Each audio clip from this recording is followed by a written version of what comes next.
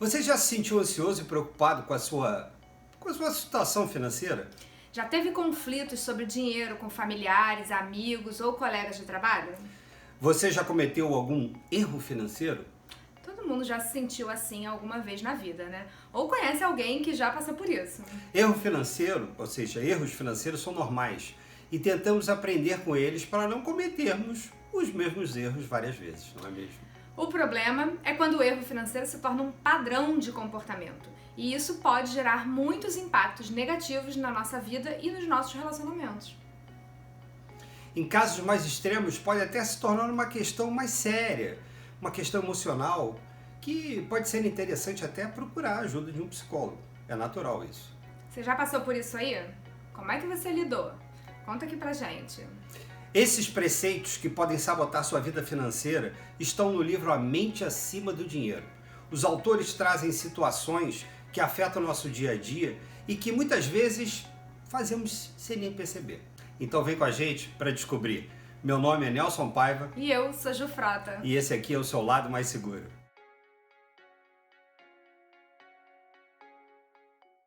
Quem nunca cometeu algum erro financeiro que atire a primeira pedra? O problema não é errar, mas alguns comportamentos tidos como inofensivos podem se transformar em distúrbios financeiros muito sérios. Como tudo na vida em excesso faz mal, o que é importante é conhecer esses distúrbios para tentarmos melhorar nossas ações que envolvem dinheiro. E o livro A Mente Acima do Dinheiro tem uma abordagem muito bacana para isso, que trouxemos alguns insights aqui para conversar com você. Os autores Brad e Ted mapeiam cerca de 12 distúrbios financeiros e os dividem em 3 categorias. Vamos falar um pouquinho sobre cada uma delas. No primeiro grupo estão os distúrbios ligados à aversão ao dinheiro. Geralmente, esses distúrbios nascem das equiparações do dinheiro com emoções negativas ou algum acontecimento doloroso que nos levam à crença de que dinheiro é ruim. Neste caso, às vezes lidamos com o nosso problema financeiro e fugimos. Geralmente, essas questões são acompanhadas de crenças de que é errado ter mais dinheiro do que outras pessoas da sua família, ou que você não merece ter dinheiro. As pessoas que sofrem, de aversão ao dinheiro também costumam acreditar que o dinheiro corrompe as pessoas e que essa é a raiz de todos os males, o que não é verdade. Apesar dessas pessoas evitarem de uma forma consciente ou inconsciente ganhar dinheiro, elas também se sentem ressentidas em relação à sua situação financeira e acreditam que a vida seria melhor, estaria diferente se tivessem mais dinheiro. Outro comportamento comum de pessoas com negação a dinheiro é elas culparem algo externo pela sua situação atual. Dentro desse grupo, os autores citam 4 distúrbios relacionados à aversão financeira. São eles: Temos a negação. Minimizamos nossos problemas financeiros ou evitamos pensar sobre ele para que não enfrentemos a realidade. sabe aquela coisa de nem olhar o extrato bancário ou o extrato do cartão de crédito para não ter noção do estrago? Você já fez isso aí? Conta pra gente. Eu já fiz isso, só que fugir desse problema não resolve, pelo contrário, ele só piora. Outro distúrbio é a rejeição financeira, que é uma grande ironia, porque apesar de querermos o dinheiro, podemos nos sentir culpados por tê-los. E o problema é que podemos expressar esse distúrbio de forma bem contraditória, como gastar de forma exagerada ou fazer até voto de pobreza. O problema é quando se acha que o dinheiro é algo ruim. Tendemos a achar que as pessoas que têm dinheiro também são ruins, o que não é realidade. Em alguns casos, também temos dificuldade de ascender socialmente, mesmo quando a renda aumenta. É mais confortável, sabe, permanecer naquela zona financeira de conforto. Um exemplo clássico são os atletas profissionais que depois acabam falidos. E não são poucos, né? O terceiro distúrbio é a aversão excessiva ao risco. São aquelas pessoas conservadoras em excesso. O medo de perder as paralisa. É muito comum, por exemplo, pessoas que têm familiares muito próximos com problemas de dinheiro migrarem no sentido extremo oposto. Alguém, por exemplo, que viu de perto alguém que perdeu tudo para o jogo, sabe como é isso. O quarto distúrbio da categoria aversão é gastar menos do que o necessário. É claro que temos que gastar menos do que ganhamos. O problema é quando isso está ligado a uma necessidade de autossacrifício. São pessoas, por exemplo, que são incapazes de usar os seus recursos para melhorar a própria vida. São pessoas que vivem desnecessariamente muito abaixo de suas possibilidades, geralmente relacionado com um certo passado doloroso. No segundo grupo estão os distúrbios de obsessão ao dinheiro. Geralmente há uma relação do dinheiro à segurança, à felicidade ou ao valor que você dá a algo. Acreditamos com isso que só o dinheiro é solução e que a qualquer momento ele vai aparecer. Junto com esse comportamento vem crenças como a de que a vida é curta e precisamos vivê-la como se não houvesse amanhã. Ou que gastar dinheiro com alguém é demonstrar amor. O primeiro distúrbio ligado à obsessão ao dinheiro é a acumulação compulsiva. Objetos acumulados tornam-se substitutos para o amor. Por isso é comum sentir um apego irracional às posses. Isso é sério, né? Você já sentiu dificuldade de se desfazer de algo que não fazia mais sentido para você, mas você não conseguia, porque alguém que você gostava tinha te dado aquilo? O segundo distúrbio é o excesso de trabalho. No livro eles chamam de workaholismo. Isso é complicado, porque para alguns isso é valorizado na sociedade no dia de hoje. Sabe aquela pessoa que está afogada no trabalho, que não tem tempo para a família, filho, lazer e até para dormir? Elas acreditam que precisam trabalhar cada vez mais para ter mais dinheiro para proporcionar felicidade para a família dela. Isso também pode se relacionar com uma crença inconsciente de que você precisa ser produtivo para ter valor. Então, quanto mais você trabalha, mais valor você tem. Esse excesso tem cobrado um preço alto à nossa saúde e aos relacionamentos. Nós já vivemos esse modelo por muito tempo, né? É verdade. E o resultado, no meu caso, levou à perda de alguns centímetros de intestino por uma diverticulite absolutamente aguda por estresse. Pois é. E muitas vezes a gente não percebe que esse comportamento é nocivo, ele não é saudável. O terceiro distúrbio é correr riscos irracionais. São aquelas pessoas que se arriscam a ponto de colocar tudo a perder, de sair do jogo. Mas elas acreditam que pode ter ganhos maiores e compensar essa perda. Isso não só em jogos de azar, por exemplo. Todo mundo conhece aquela pessoa que é cheia de esquema, que são as que caem muitas vezes nas pirâmides financeiras, por exemplo. O risco em excesso pode mascarar questões sérias de depressão ou ansiedade. E o importante é sempre buscar uma ajuda profissional para poder identificar e se tratar. O quarto são os gastos excessivos. Geralmente, a pessoa nessa situação acredita que gastar vai trazer segurança, conforto e afeição. Então, sabe aquela pessoa que está sempre comprando uma coisinha para dar de presente para alguém?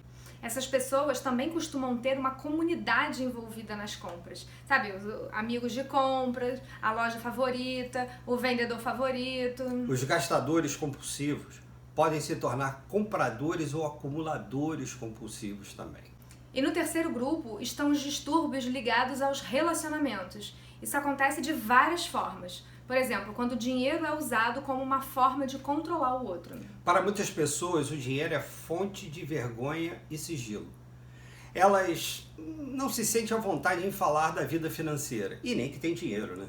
Pessoas que têm algum problema financeiro nos relacionamentos costumam ter pensamentos como se você pode demonstrar o quanto você ama em função do quanto você gasta com ela. Nesse grupo existem 4 distúrbios que estão diretamente ligados aos nossos relacionamentos. O primeiro deles é a infidelidade. Sabe aquele segredo financeiro que muitos casais guardam? Eles evitam conversar sobre dinheiro para não brigar? Conhece alguém assim aí? Conta pra gente. Quem já mentiu sobre o valor de uma compra mais cara? Eu me entrego logo, né? Quando ele pergunta, quanto foi? Eu começo a rir, ele já sabe, né? É brincadeira, a gente sempre se mantém bem alinhado com isso. Eu acho que nós nunca brigamos por dinheiro. Não. Também a gente conversa tanto sobre isso que é mais fácil a gente brigar por qualquer outra coisa do que por dinheiro. Afinal, 24 horas lado a lado também não é nada fácil, com certeza. É. Mas essa questão da infidelidade financeira, ela é um ponto de atenção importante com os casais. 56% dos divórcios acontecem por causa do dinheiro. O Nelson tem uma experiência em divórcio, conta aí. Algum deles foi por causa de dinheiro? Não por causa de dinheiro, mas sem dúvida houve muita divergência no momento da separação nesse aspecto. É claro que o casal precisa respeitar a individualidade um do outro, mas também é importante que vocês criem planos juntos. Afinal, são um casal. E se cada um remar para o lado oposto, vai ficar difícil vocês avançarem, né? É isso aí. O segundo distúrbio ligado aos relacionamentos é o que os autores chamaram de incesto financeiro, que é quando o pai ou a mãe usa o dinheiro para controlar ou manipular a criança para satisfazer uma vontade do adulto. Nesse caso, há um abuso psicológico envolvendo o dinheiro. Acontece muito, por exemplo, em processos de separação conflituosa e a criança fica no meio da disputa, sabe? Ou quando os pais usam os filhos como escudo de cobradores de dívidas, ou quando usa as crianças como seu confidente das suas insatisfações, por exemplo. Essas coisas acontecem muitas vezes porque um dos pais tem dificuldade de separar a necessidade emocional dele da necessidade da criança. O terceiro distúrbio é a facilitação financeira. Nesse caso, em geral, as pessoas usam o dinheiro para amenizar a culpa pelos seus erros e deslizes ou para manter as pessoas próximas. Eu me lembro que eu tive um chefe que era assim. Ele era muito querido, gostava de pagar as coisas para os outros, dava festas, ajudava muita gente e aos poucos ele tinha um grupo de pessoas ali que tinha uma relação de dependência financeira dele. Ele ajudava, claro, ele tinha uma boa intenção, só que por trás disso havia um certo controle. Pois é, ajudar em excesso as pessoas também as coloca numa situação cômoda. Sabe aquela pessoa que está sempre apertada de grana e o tio, a avó, a mãe ou alguém vai lá e dá o dinheiro o tempo todo para cobrir o buraco dos outros, né? Vamos dizer assim. Isso é muito comum e por mais que a intenção seja ajudar, raramente esse tipo de ajuda resolve a origem do problema. Por último, é a dependência financeira. Esse é um problema bem complicado também, porque quando você depende financeiramente de alguém, você tem menor autonomia e liberdade para tomar as suas próprias decisões. E você corre o risco de perder tudo de uma hora para outra. Seja porque a relação acaba por vontade própria, seja porque os imprevistos acontecem. Então, famílias que dependem 100% da renda de uma única pessoa, por exemplo, é uma questão de tempo para acontecer uma crise financeira.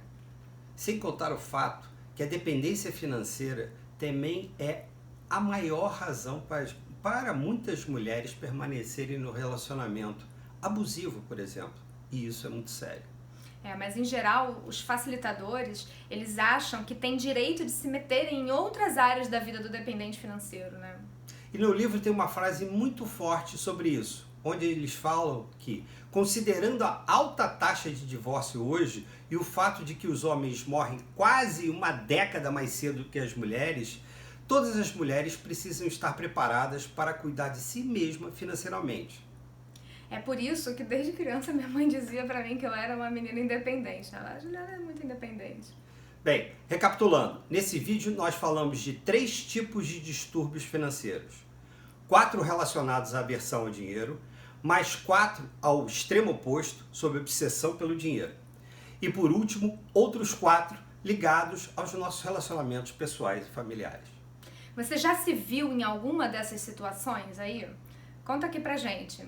Para fechar, uma frase interessante do livro que diz: estar emocionalmente presente é fundamental para se tomar decisões financeiras saudáveis e para uma boa saúde mental em geral. Ou seja, conhecer esses problemas ligados ao dinheiro e onde eles podem chegar em casos mais graves é o primeiro passo para identificar esses erros em você e tentar corrigi-los. Porque, como falamos, tudo na vida em excesso não é bom. Então, esse era o nosso bate-papo de hoje. Se você quiser conhecer mais a fundo esse tema, recomendamos muito a leitura do livro A Mente Acima do Dinheiro, porque ele pode te ajudar. Nós vamos ficando por aqui. Meu nome é Nelson Paiva. E eu sou Ju Frota. E esse aqui é o seu lado mais seguro. Um beijo. Um abraço, até a próxima. Até.